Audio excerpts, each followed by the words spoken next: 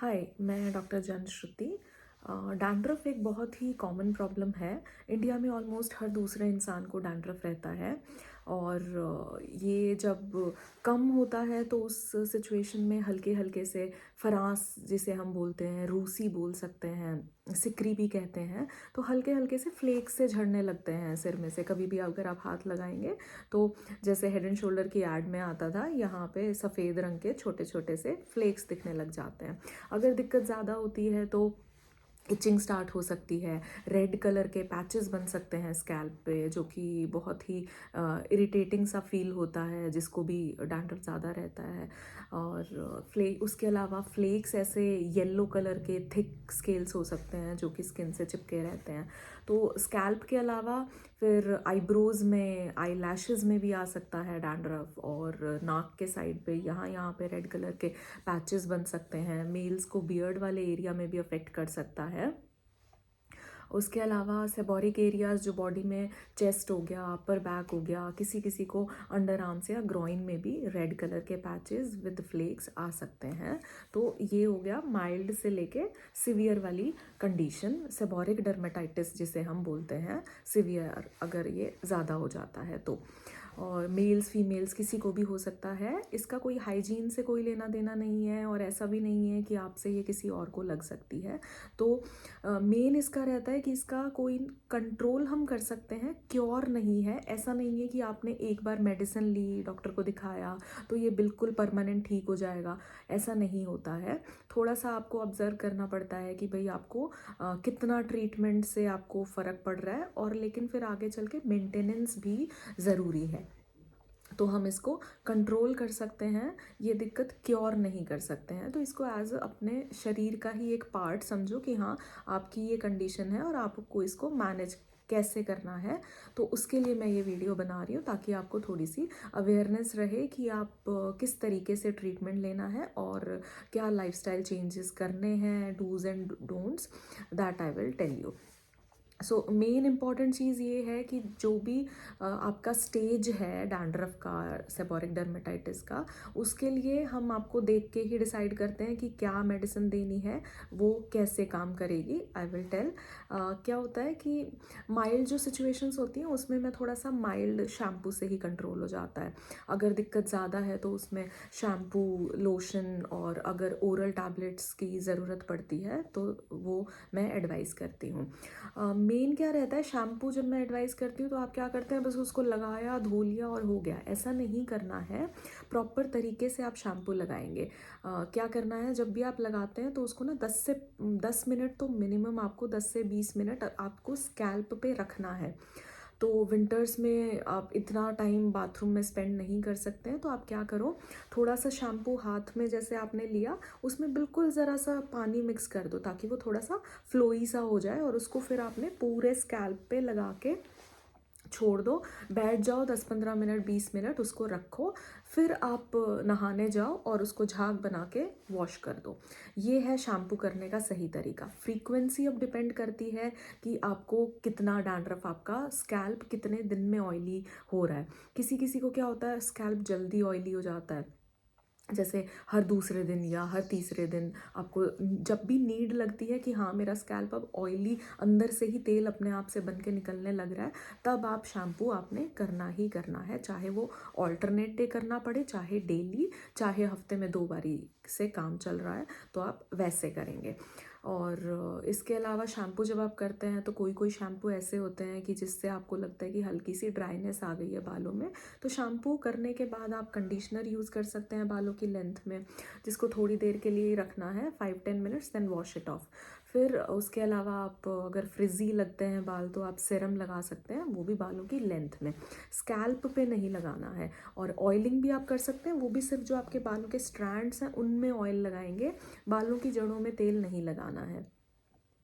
और उसके और क्या करना है कि हमें यूँ लगता है कि भाई ऑयलिंग से डैंड्रफ कम हो जाता है, ऐसा नहीं है। वो सिर्फ जो फ्लेक्स है ना वो सेटल हो जाते हैं, लेकिन ऐसा नहीं है कि आपका डैंड्रफ उससे ख़त्म हो जाता है। तो स्कैल्प को, स्पेशली जो सेबोरिक डर्मेटाइटिस जिनको होता है, उनके स्कैल्प को ऑयलिंग की नीड नहीं होती है।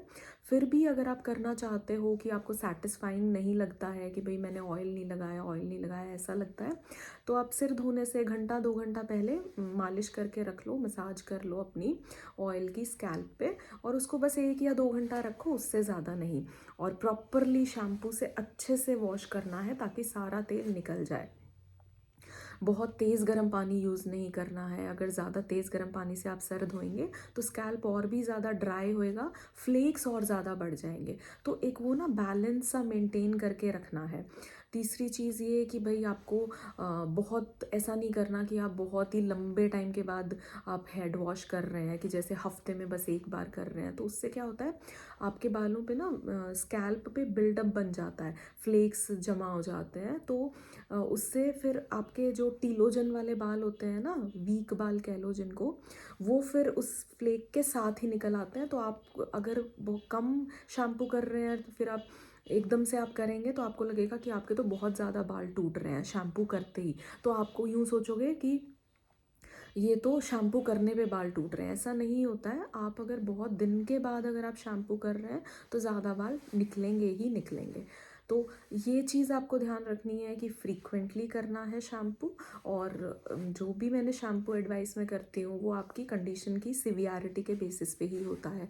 यूजुअली ज़्यादा सीवियर केसेस में मैं कीटोकोनाजोल देती हूँ, सैलिसाइलिक एसिड दे सकते हैं, फिर साइक्लोपिरोक्स है, और उसके अलावा सेलेनियम सल्फाइड, जिंक पायरेथ्रियन, ये और कोल्टार, ये सारी चीज़ें हैं जो हम यूजुअली एडवाइस करते हैं। अगर बहुत ही सीवियर कंडीशन है तो किसी किसी को माइल्ड स्टेरॉइड के शैम्पूज़ भी आते हैं, वो भी मैं प्रेस्क्राइब करती हूँ कभी कभी जब मुझे नीड लगती है। उसके अलावा अगर बहुत ही ज़्यादा दिक्कत है तो ओवरनाइट एप्लीकेशन के लिए मैं लोशंस एडवाइस करती हूँ। लोशन लगाने का सही तरीका क्या रहता है, जैसे एक आप पूरे स्कैल्प को कवर करेंगे। हमें समझ तो नहीं आता, जैसे किसी किसी को पैचेस बन जाते हैं जगह जगह पे रेड कलर के, बट हमें इतना पता नहीं चल पाता कि कहाँ पैच है कहाँ नहीं है। तो आप पूरे स्कैल्प पे लगा सकते हो। रात में सोने से 15-20 मिनट पहले क्या करो, डायरेक्टली जो आपकी शीशी होती है उससे डायरेक्ट एक स्कैल्प पे ऐसे बालों को सेपरेट करके ड्रॉप डाली, उसको फैला लिया, ड्रॉप डाली फैला लिया, पूरे स्कैल्प पे आप लगाओ। वो ड्राई हो जाए, आप सो जाओ। नेक्स्ट डे आपको ऐसा भी नहीं है कि आपको उसको वॉश करना ही करना है। शैम्पू की फ्रीक्वेंसी जैसे भी मैं एडवाइस करती हूँ वैसे आप कर सकते हो, क्योंकि वो ये लोशन ऐसे बालों पे दिखाई नहीं देता है, आपके बालों को ऑयली नहीं करता है, ऐसे स्टिफ भी नहीं करता है, ऐसे अजीब नहीं लगता है लोशन से। उसकी भी रिक्वायरमेंट मैं डिसाइड करती हूँ कि भाई कितने दिन कैसे लगाना है। यूजुअली मैं जैसे कि बताती हूँ, तो इनिशियली 15 डेज़ आप कॉन्टिन्यूसली डेली लगाएं, फिर उसके बाद अगले 15 डेज़ एक दिन छोड़ के एक दिन रात में लगाएं, फिर उसके बाद वीक में ट्वाइस, फिर वीक में वंस, ऐसे करके धीरे धीरे टेपर ऑफ उसको कर सकते हैं। और आगे चल के भी शैम्पूज़ अगर पहले ज़्यादा स्ट्रॉन्ग दे रखे हैं तो उसके बाद उसको थोड़ा माइल्ड वाली साइड पे मैं चेंज कर देती हूँ, जिसको आप रूटीन में यूज़ कर सकते हैं।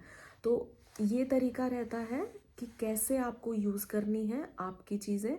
और बस ये ध्यान रखना पड़ेगा आपको कि जिनको भी सेबोरिक डर्मेटाइटिस, डैंड्रफ की दिक्कत रहती है, उनको एक ना एक कोई एंटी डैंड्रफ शैम्पू अपने पास ऑल टाइम रखना ही चाहिए, क्योंकि रूटीन में भी हम कोई ना कोई शैम्पू तो यूज़ करते ही हैं। तो उसमें से एक हमारा एंटी डैंड्रफ रहता है, तो कोई ऐसे दिक्कत वाली चीज़ नहीं है।